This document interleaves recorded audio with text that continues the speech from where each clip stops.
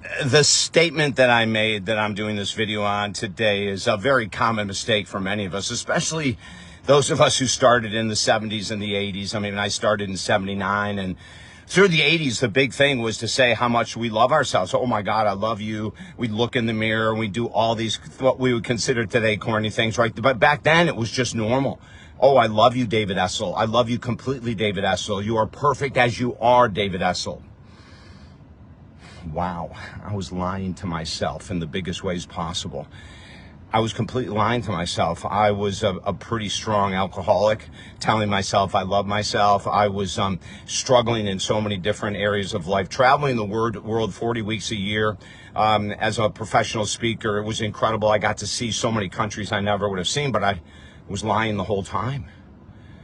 From 12 until after the age of 30, no matter what I was doing, I was telling people how great it is to accomplish your goals, to drop self-sabotaging habits, to truly love yourself. But I wasn't. You can't love yourself with an addiction of any type, whether it's news, social media, alcohol, nicotine, pot, drugs, it doesn't matter.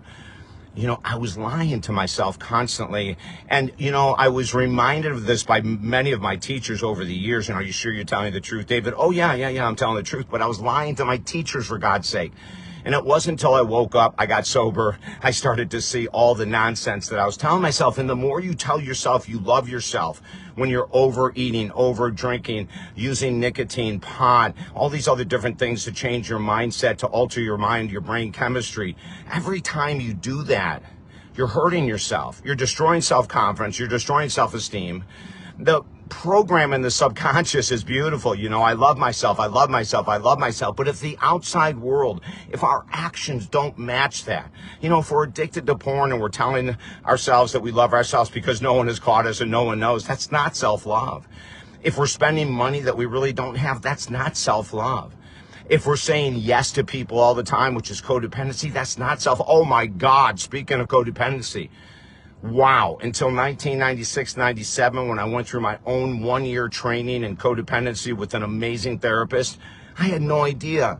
I was lying to myself. I said I was the most independent man on earth, and in some ways I was, but not in intimate relationships. I was afraid to be honest. I was afraid to tell the truth. I was afraid. I was lying.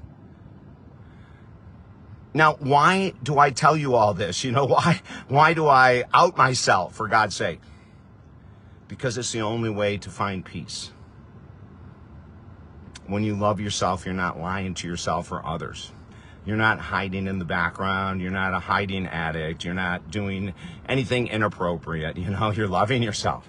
When you love yourself, you serve others. When you love yourself, you're a role model for others. If you struggle, because we all struggle, my God, I struggled for years.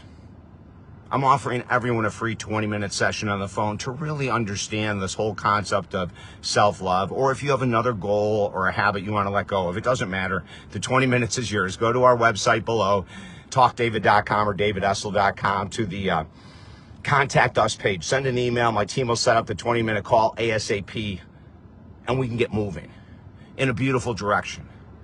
Start being honest. It's not easy at all. It's really worth it. Inner peace follows. I'm David Essel. Have a beautiful day.